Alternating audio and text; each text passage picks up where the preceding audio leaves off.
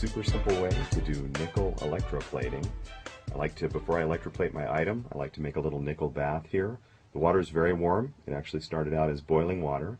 Inside of here I have a solution which is just pure tap water with nickel ammonium sulfate, and I mixed 1 quart of tap water to 3 ounces of nickel ammonium sulfate, and I like to test it before I do my actual item. So what I'm going to do here is I'm just going to take a penny, nice shiny penny, and I went ahead and I cleaned that penny up, and I used a little vinegar when I cleaned it. That works real well with copper.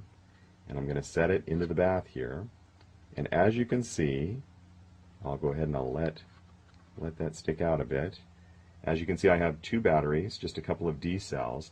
Everybody I know that does these nickel plates always uses things that plug into the wall, as far as something like 12 volts, something like that, a very high amperage to bring it across.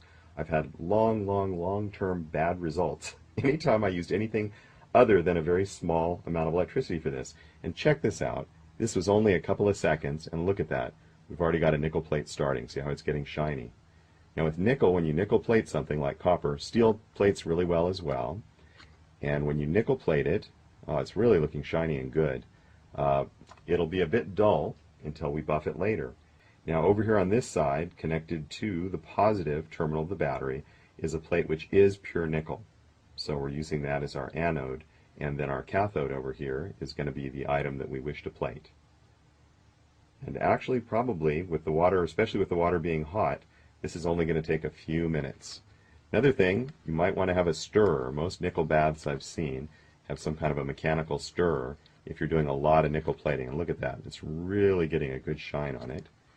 We'll put it back in. So a lot of baths will have a stirrer because for some reason it does seem that the crystals do fall out of solution after a bit. And that's all there is to it. We'll leave that for just a few minutes, and we're going to wind up, I hope, with a nickel plated penny. So I'll go ahead and shut the camera down for a few moments here. What's really neat about using these low voltages and just taking your time to plate it, check this out.